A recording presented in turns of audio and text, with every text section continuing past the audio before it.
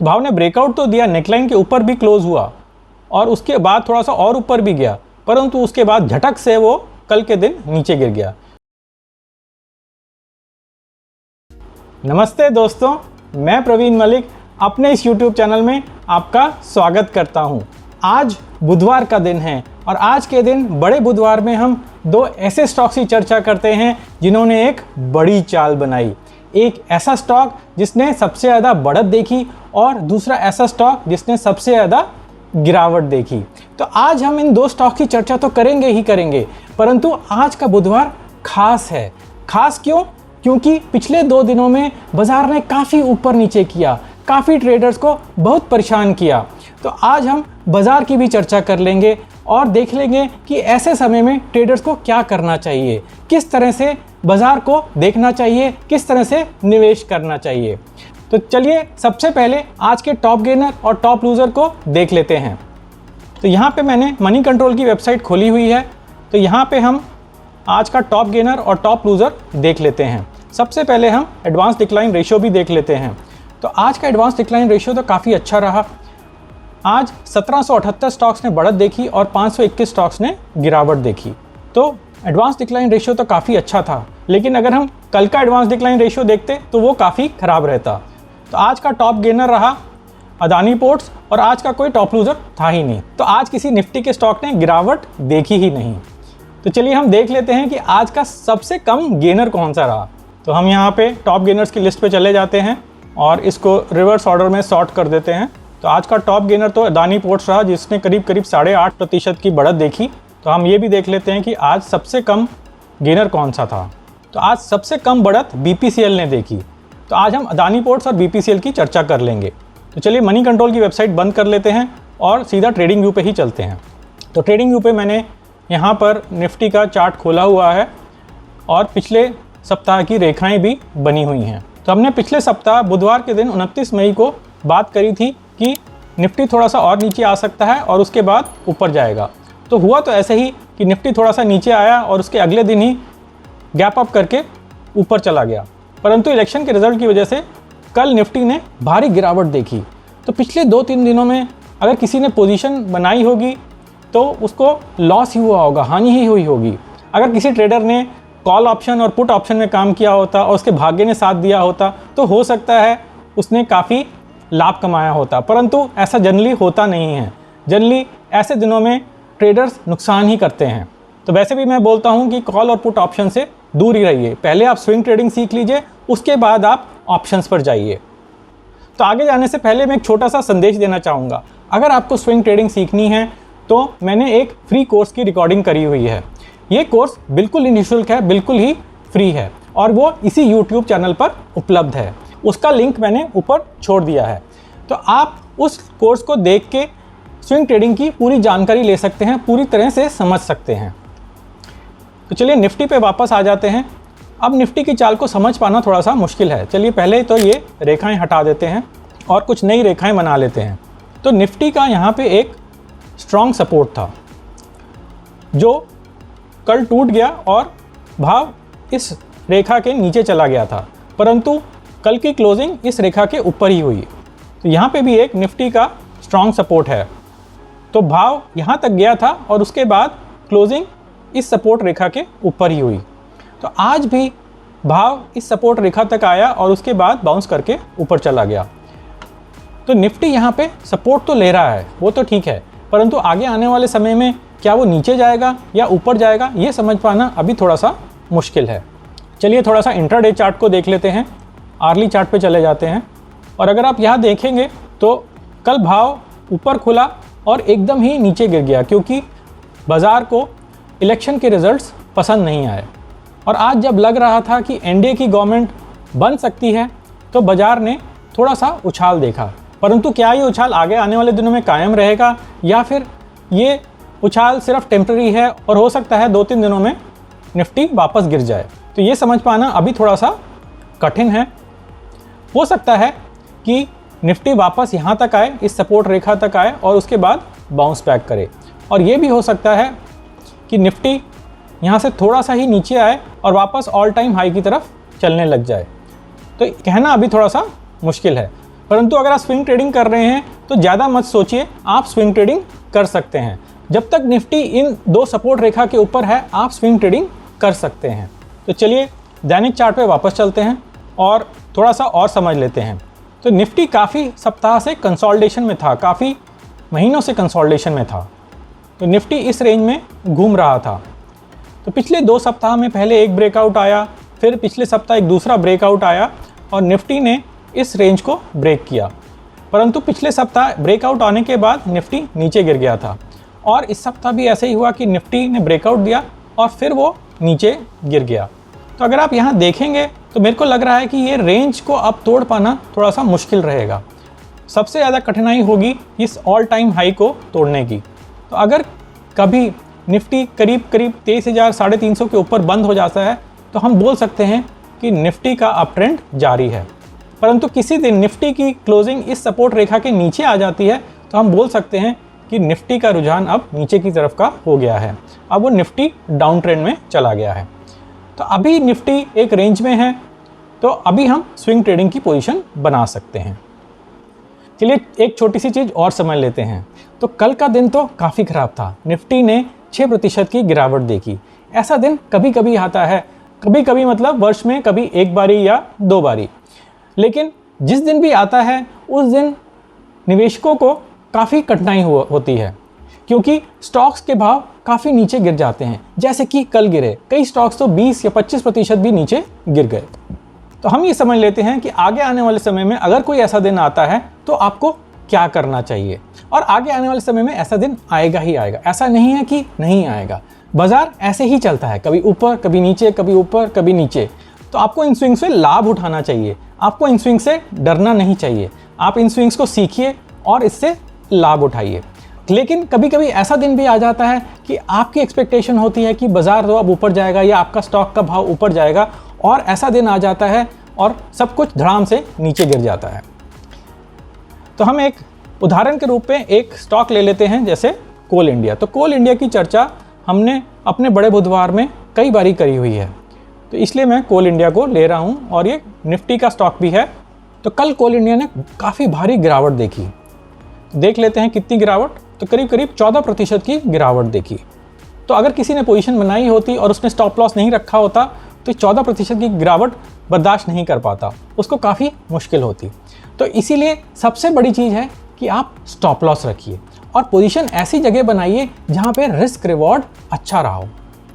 तो सबसे पहले हम कोल इंडिया का अपना पुराना विश्लेषण देख लेते हैं, उसके बाद आगे चर्चा करते हैं। यहाँ पे प्रतीत हो रहा है कि यहाँ पे एक कप एंड हैंडल बन रहा है। तो चलिए मैं बना के दिखा देता हूँ आपको। तो ये कप है और एक हैंडल भी मैं बना के दिखा देता हूँ, और ये प्रतीत हो रहा है कि ये हैंडल है और ये कप की नेकलाइन है। चलिए पुरानी रेजिस्टेंसेस हटा देते हैं। तो मुझे लगता है कि आने वाले समय में कोल इंडिया ये नेकलाइन को ब्रेक करेगा और सीधा ऊपर ही निकल जाएगा।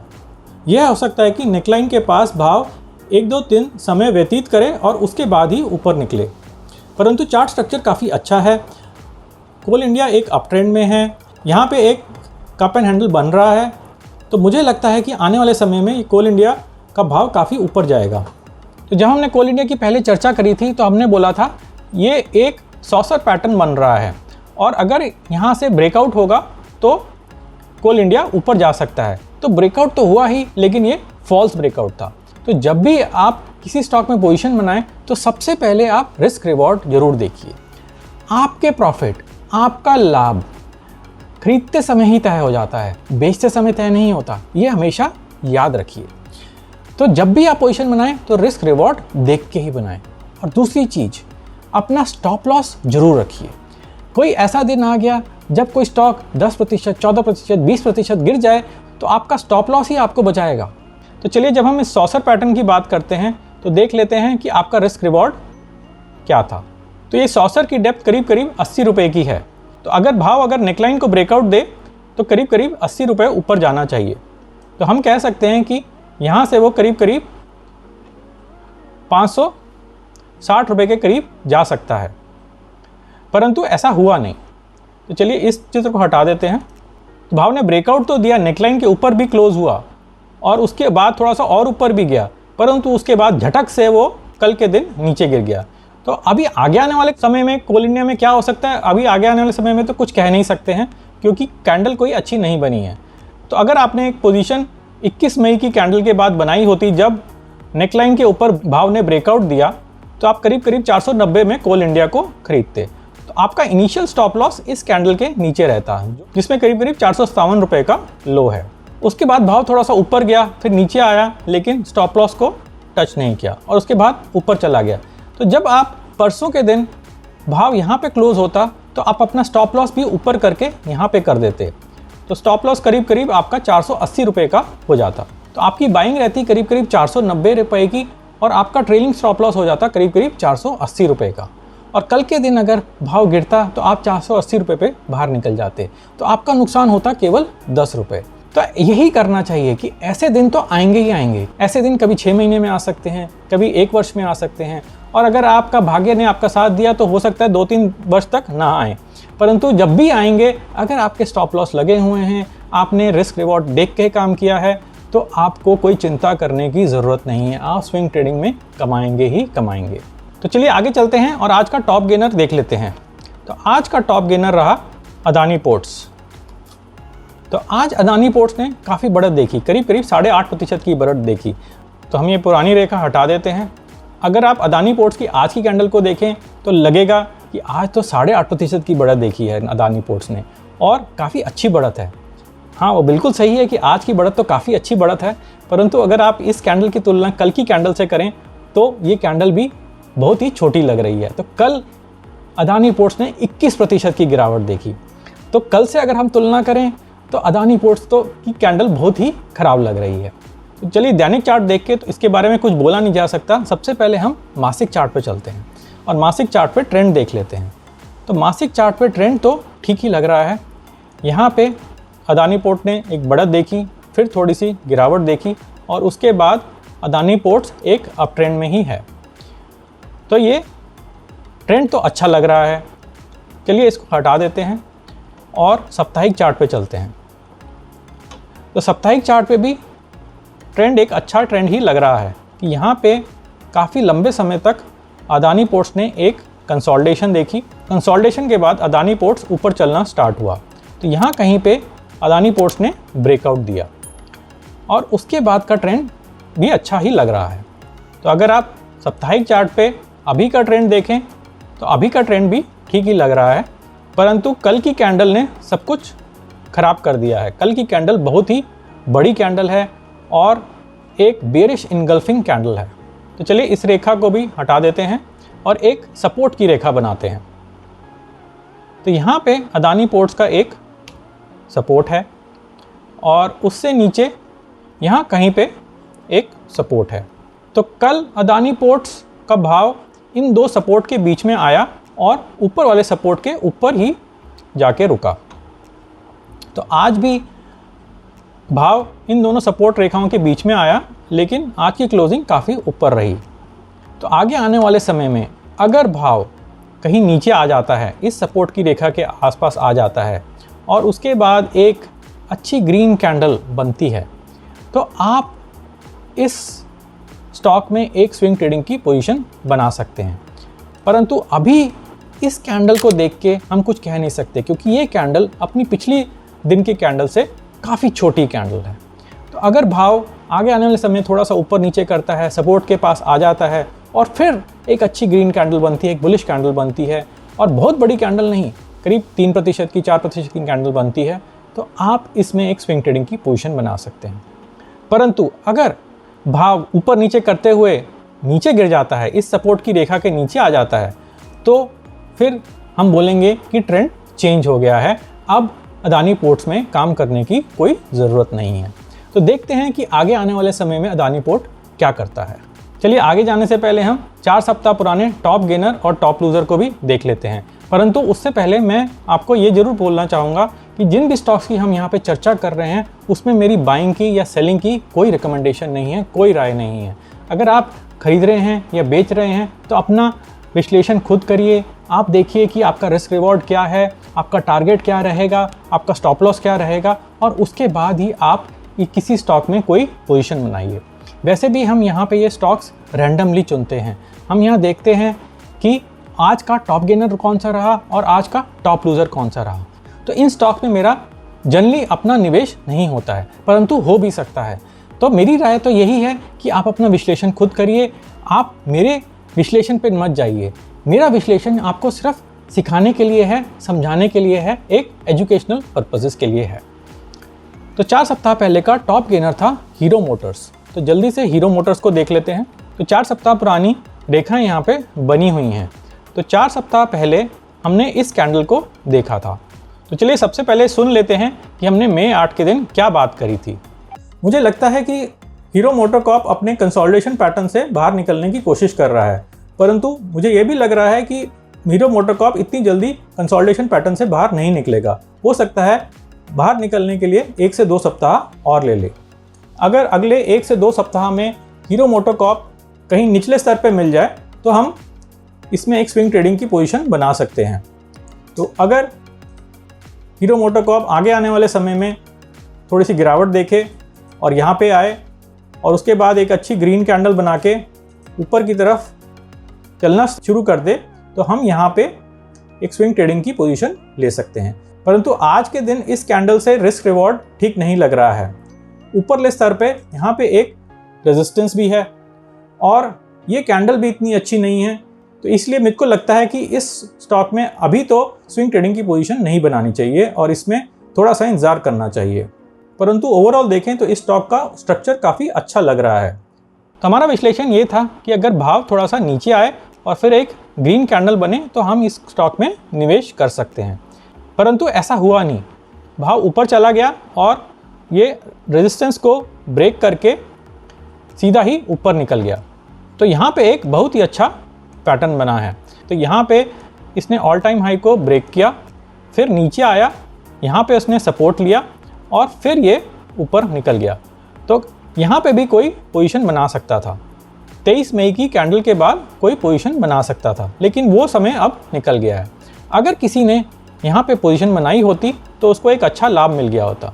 तो चलिए सबसे पहले इस रेखा को हटा देते हैं। यहाँ पे सिर्फ ये रेजिस्टेंस वाली रेखा बना देते हैं।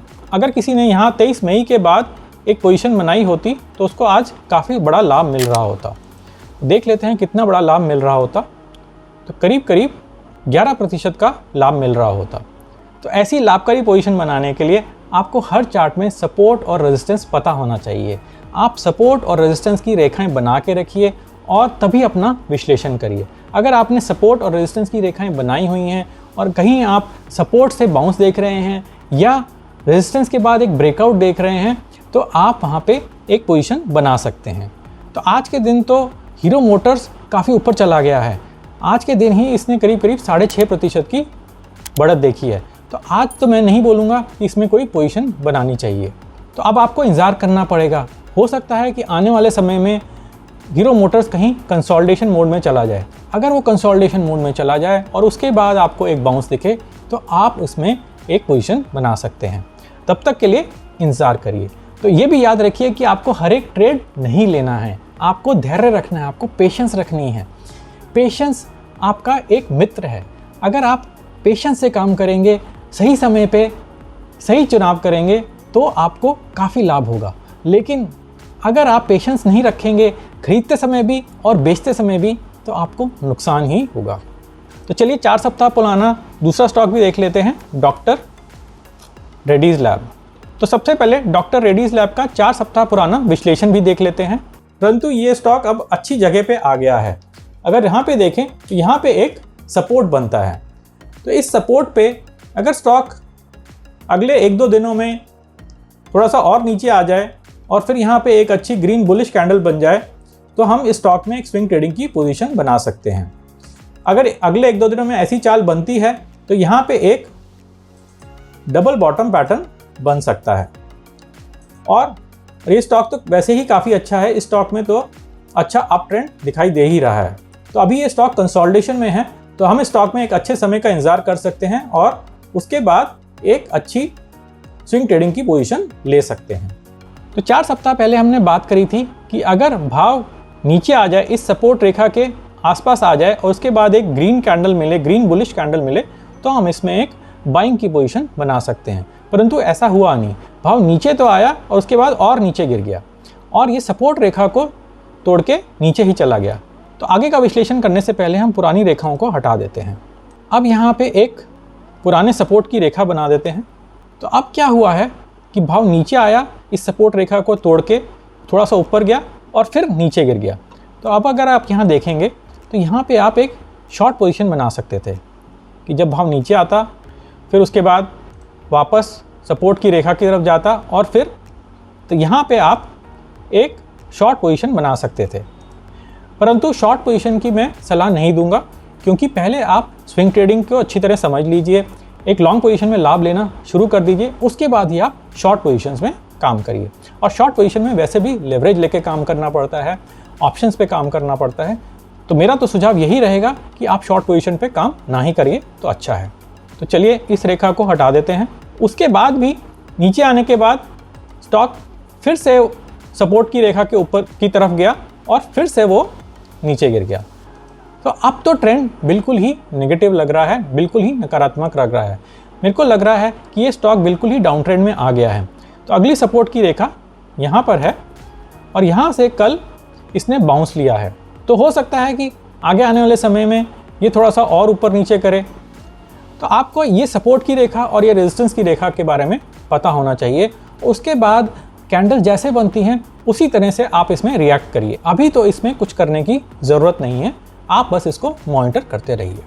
चलिए आज का दूसरा स्टॉक भी देख लेते हैं, BPCL। तो BPCL हमारे पहले बड़े बुधवार का दूसरा स्टॉक था, ये उस दिन का टॉप लूज़र था। तो चलिए सबसे पहले हम देख लेते हैं कि हमने सबसे पहले बड़े बुधवार में BPCL के बारे में क्या चर्चा करी थी।